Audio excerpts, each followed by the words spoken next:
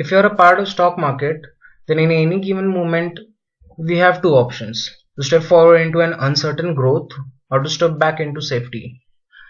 Today's video concentrates on one of the major step back decisions by a well-known company into stock market. Welcome friends, welcome to our channel House of Investors. I hope you liked the previous videos of House of Investors, ITC and InfoEdge.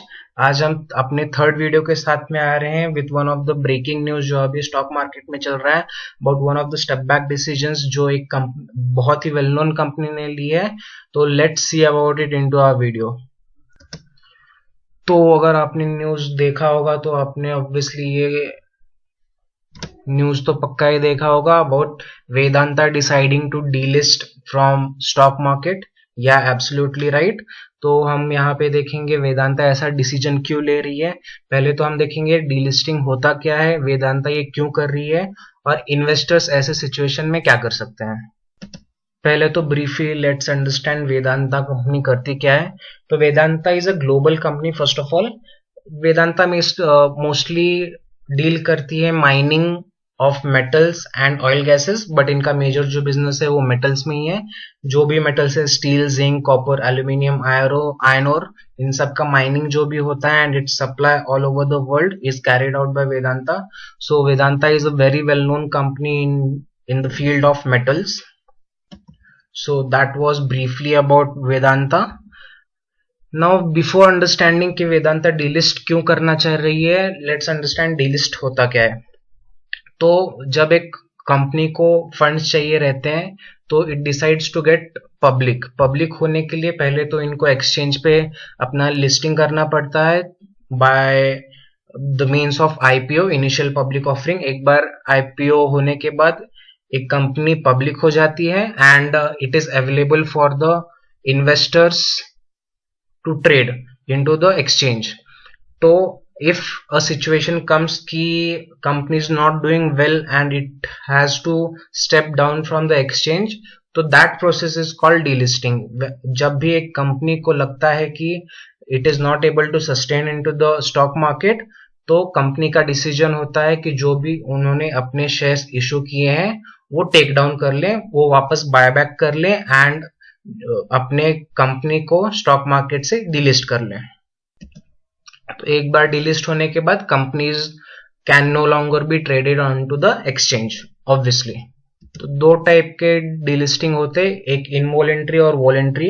अब involuntary किस situation में होता है कि if the exchange doesn't find you fit enough to be in part of stock exchange, तो हो सकता है it could be done when a company fails to meet minimum financial standards according to the exchange, और अगर it doesn't possess enough listing requirements तो वो delist कर सकते हैं.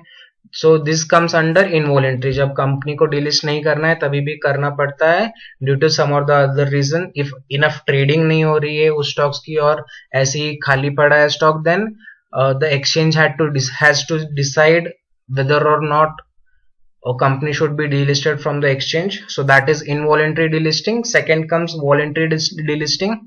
These situations come जब एक तो हो सकता है जब कंपनी को उसका लिक्विडिटी बढ़ाना रहता है और कंपनी को उसके डेट्स क्लियर करने रहते हैं. तो जब कंपनी मजबूर हो जाती है due to one of its problems जो भी कंपनी में चल रहे हैं, तो उसकी वजह से कंपनी खुद ही वॉलेंटरली डिसाइड करती है कि it wants to get delisted from the stock exchange. So these are the two types of delisting. Coming back to Vedanta, Vedanta के हम बेसिक डिटेल्स देख लेते हैं. जो इसका मार्केट कैप है वो करंटली अराउंड 34,551 करोड़ का है, which is a huge amount. Again जो करंट प्राइस, जिस प्राइस पे अभी स्टॉक मार्केट में वेदांता है, इज 93 रुपीज पर शेयर. वहीं इनका stock price to earning ratio है 3.94. मतलब इन्वेस्टर को हर एक रुपए कमाने के लिए उसे 3.94 रुपए खर्च करना पड़ रहा है. बात करेंगे बुक वैल्यू की, तो पहले तो बुक वैल्यू होता क्या है कि पहले when we consider all the assets, उसमें से सारे लायबिलिटीज हटाने के बाद जो भी एसेट्स इन्वेस्टर्स के लिए अवेलेबल है for the stake holders is known as the book value. मतलब अगर हम इजीली समझना चाहें तो ये होता है minimum value of companies equity. तो करंटली उसका है 177.68 रुपीज पर शेयर। और जो इनके शेयर्स हैं वो मेजरली जो डिवाइडेड रहते हैं वो नॉन प्रमोटर्स में रहते हैं और प्रमोटर्स में रहते हैं।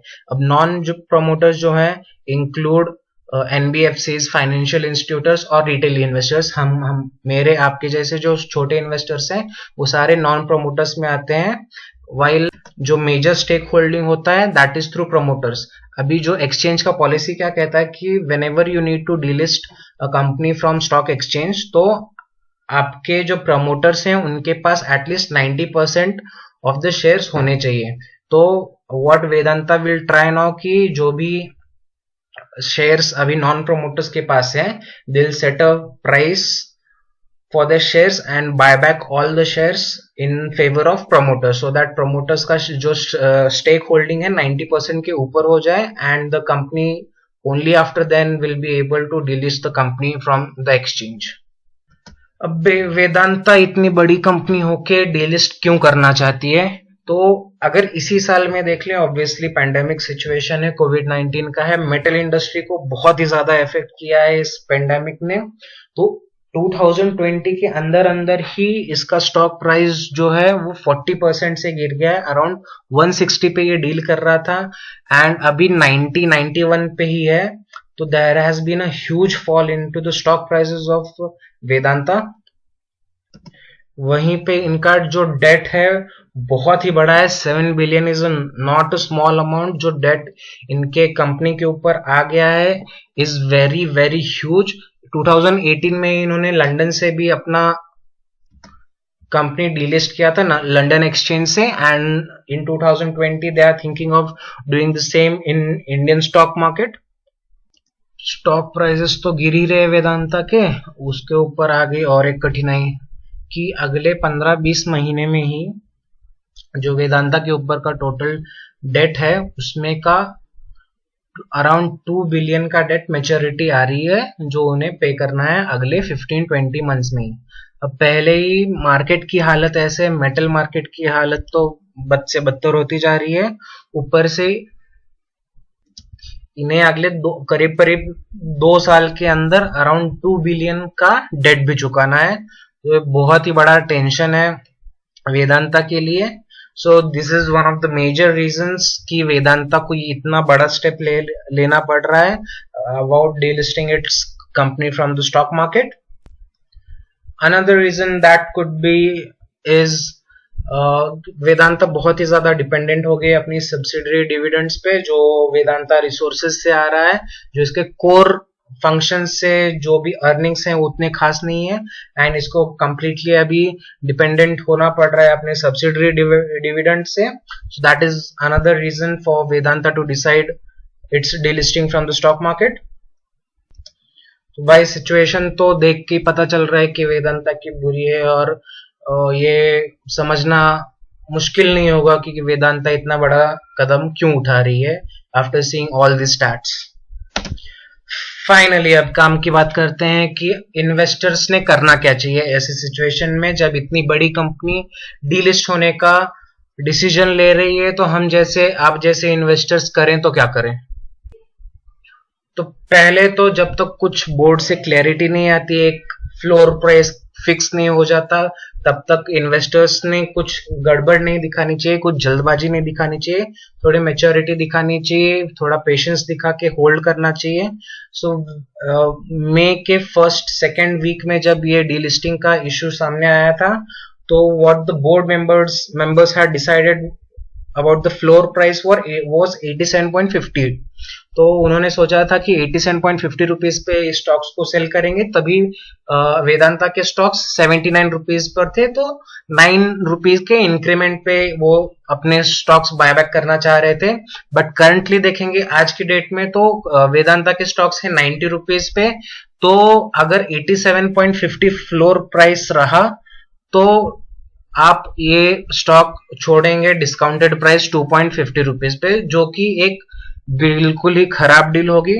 तो तब तक हमें कुछ नहीं करना चाहिए जब तक एक कंफर्मेशन ना आ जाए, जब तक कुछ श्योरिटी ना आ जाए कि हाँ जो फ्लोर प्राइस रहेगी वेदांता की वो कितनी रहने वाली है for the investors. So until then it is advisable कि all those who possess the stocks of Vedanta should keep holding the stock।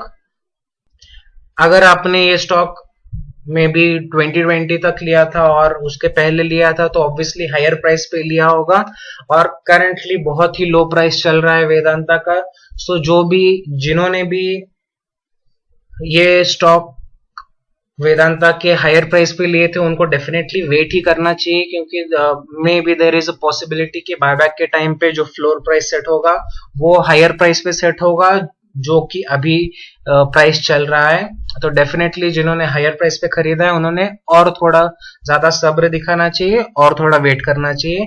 वहीं जिन्होंने लोअर प्राइस पे खरीदा है तो डेफिनेटली उनको अभी प्रॉफिट्स में है, वो उनको कुछ लॉस नहीं हो रहा है। तो इनके पास दो सिचुएशंस आ जाते हैं कि either they could exit from this stocks at a profit और they could wait for much more, थोड़ा और एक्स्ट्रा प्रॉफिट के लिए भी वेट कर सकते हैं।